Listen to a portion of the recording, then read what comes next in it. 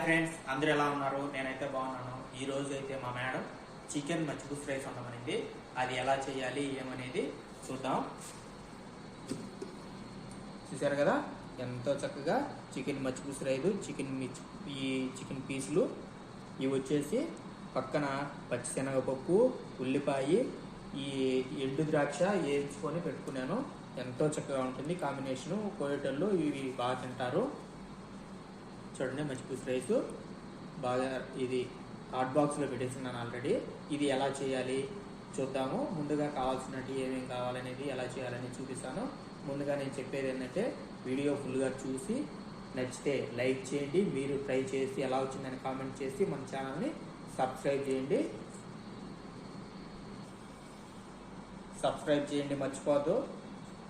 ఇప్పుడు వీడియోలోకి వెళ్ళిపోదాం. ఏమేమి కావాలి, ఎలా చేయాలి అనేసి వచ్చేయండి. ఇప్పుడు చికెన్ మచ్చిపూస రైస్ ఎలా చేయాలో చూద్దాం. ముందుగా గిన్నె పొయ్యి మీద పెట్టుకొని తగినంత ఆయిల్ వేసేసుకోవాలి.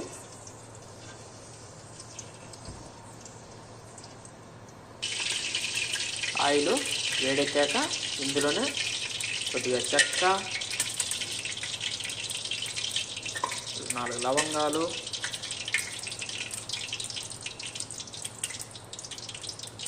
కొన్ని యాలకులు, కొద్దిగా బిర్యానీ ఆకు,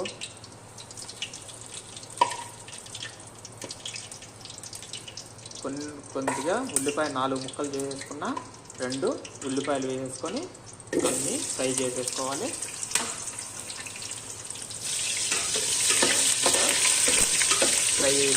ఫ్రై చేసుకోవాలి. కొద్దిగా ఉల్లిపాయ వేగిన తర్వాత ఇందులోనే కొద్దిగా తెల్లగడ్డ పేస్టు,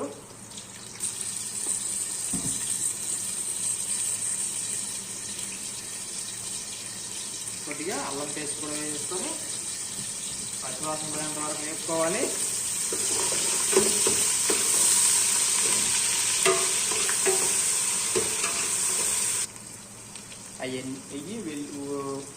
ఉల్లిపాయ, అల్లం పేస్ట్, తెల్లగడ్డ పేస్ట్ అంతా ఫ్రై అయిపోయిన తర్వాత ఇందులో మ్యాగీ వేసుకోవాలి. ఇది వచ్చేసి చికెన్ మసాలా. నేనైతే 2 కోళ్ళు కట్ చేసుకున్నాను. 2 కోళ్ళకి 2 పీసులు వేసుకుంటున్నాను.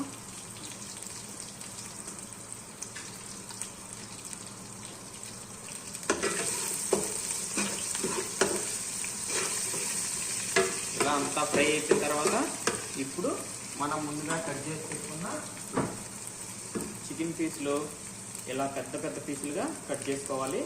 చికెన్ పీసులు వేసేయాలి. ఇప్పుడు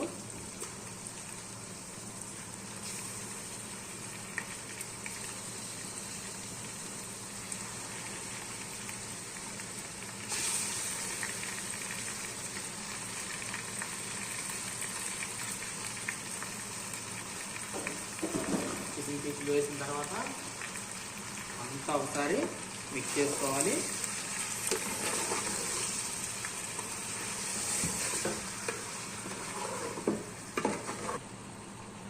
చూసారు కదా, చికెన్ అంతా ఇలా కాసేపు నూనెలోనే వేపిన తర్వాత ఇప్పుడు చికెన్ ఉడకేదానికి వాటర్ వేసేసుకున్నాం.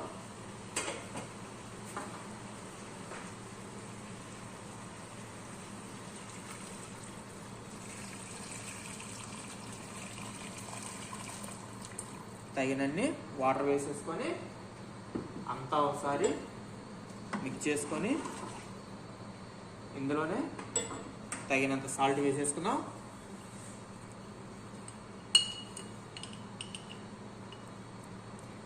తగినంత సాల్ట్ వేసేసుకోవాలి.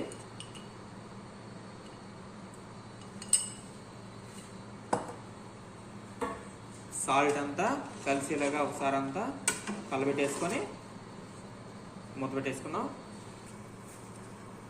చూసారు కదా, చికెను ఉడుకుతుంది. ఇప్పుడు అది ఉడికింది లేదా చెక్ చేసుకోవాలి.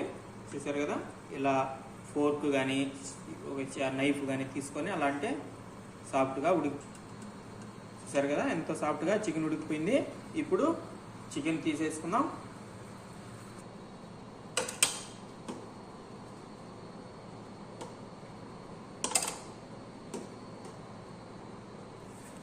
చూసారు కదా, చికెన్ అంతా ఇలా తీసి పక్కన పెట్టుకోవాలి. మనం ఉడికించుకున్న వాటర్లో ఇలా చికెన్ ఉడికించుకున్న వాటర్లో ఇవన్నీ ఏం లేకుండా కూడా తీసేసుకోవాలి, వడగట్టుకోవాలి, వాటరు వడేసుకోవాలి. చూసారు కదా, ఇలా వడగట్టుకునేది తీసుకొని వాటర్ అంతా కూడా ఇవన్నీ ఉల్లిపాయ అంతా చూసారు కదా, ఇలా ఏం లేకుండా ఉల్లిపాయ అన్నీ వడేసుకున్నాను. వడగట్టుకొని మళ్ళీ వడగట్టుకున్న దబరా మళ్ళీ అదే గిన్నె పొయ్యి మీద పెట్టుకొని నేనైతే 3 కప్పులు రైస్ నానబెట్టేసుకున్నాను. 3 కప్పులకి ఒకటికి వచ్చేసి 1.5 4.5 కప్పు వాటర్ వేసుకోవాలి.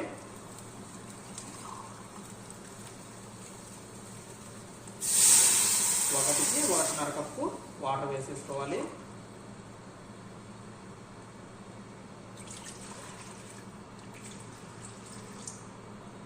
నేను 4.5 కప్పు వాటర్ వేసేసుకున్నాను. 3 కప్పులకి 4.5 కప్పు అంటే ఒకటికి 1.5 కప్పు వాటర్ వేసేసుకున్నాను.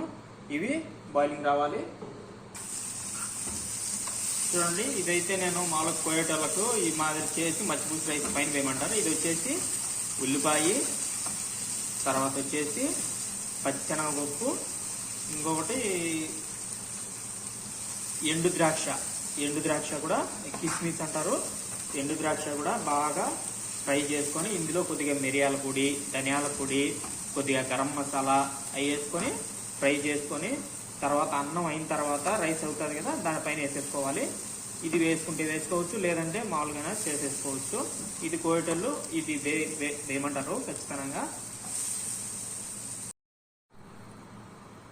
ఇప్పుడు వాటర్ బాయిలింగ్ వచ్చేసింది. ఇప్పుడు ముందుగా మనం రైస్ కడిగి పెట్టుకున్న రైస్ వేసేసుకోవాలి. హాఫ్ అన్ అవర్ ఒక అరగంట ముందు నానబెట్టుకోవాలి రైస్. అరగంట ముందు నానబెట్టుకున్న తర్వాత ఇప్పుడు ఎసురు వచ్చిన తర్వాత ఇప్పుడు ఈ రైస్ వచ్చేసి ఎసురులో వేసేసుకోవాలి.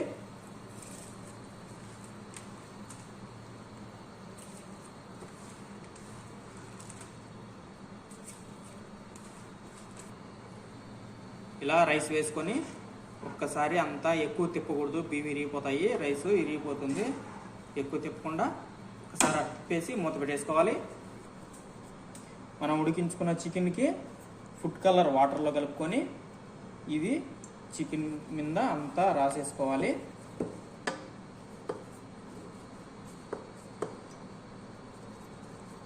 ఇలా అంతా కలర్ రాసేసుకున్న తర్వాత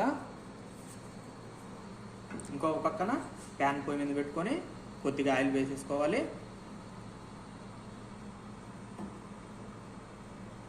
కొద్దిగా ఆయిల్ వేసేసుకొని మనం కలర్ రాసి పెట్టుకున్న చికెన్ అందులో కాల్చుకోవాలి. చూడండి, ఇప్పుడు ఆయిల్ వేడెక్కింది. నేను ముందుగా కలర్ రాసి పెట్టుకున్న చికెన్ అందులో వేసేసుకుంటాను.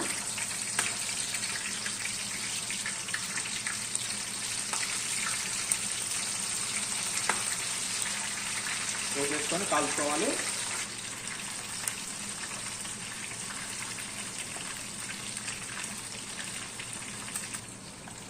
చూసారు కదా, ఇలా లైట్ బ్రౌన్ కలర్ వచ్చేంత వరకు కాల్చుకోవాలి. ఇంకా ఎక్కువ మనం అయితే ఇండియాలో ఎట్లా కాల్చుకునే తినగలుగుతాం. ఇక్కడైతే ఎక్కువ కాల్చితే తినలేరు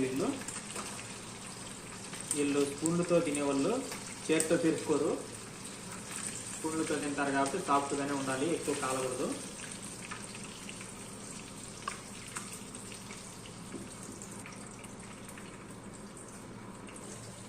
చూసారు కదా, ఇలా వాటర్ అంతా ఎగిరిపోయేంత వరకు ఉండించుకొనేసి ఇప్పుడు వాటర్ అంతా అయిపోయింది.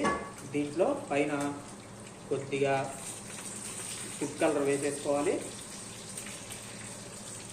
ఫుడ్ కలర్ వేసుకొని ఇందులో ముందుగా కాల్చుకున్న చికెన్ ముక్కలు కూడా పైన పెట్టేసుకోవాలి.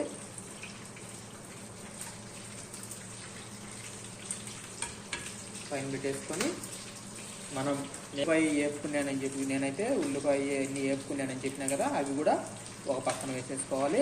అంతా వేసుకోకూడదు.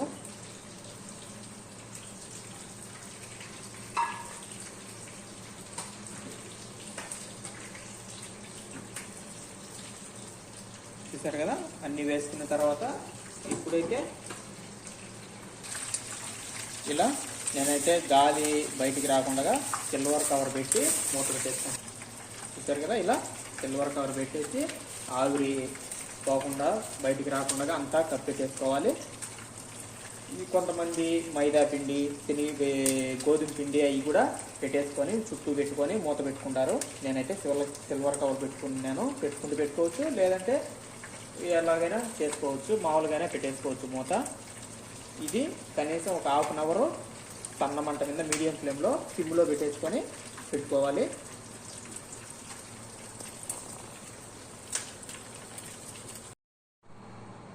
చూసారు కదా, మచ్చిపూసి రైస్ రెడీ అయిపోయింది. అంతా కూడా బాగా ఉడికిపోయింది. ఇప్పుడు ఇవి పైన ఉండేవి పక్కకు తీసేసుకుందాం. ప్లేట్లోకి తీసుకుందాం.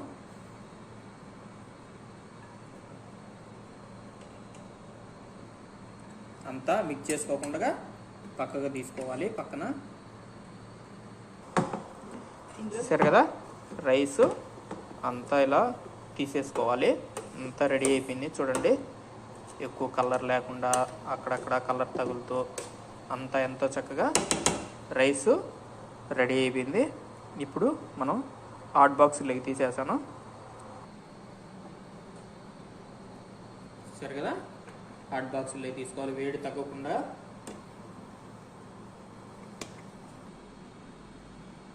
సరే కదా, ఇవి మనం పక్కకు తీసుకునేటి ఇవి కూడా హాట్ బాక్స్లో పెట్టేసుకోవాలి.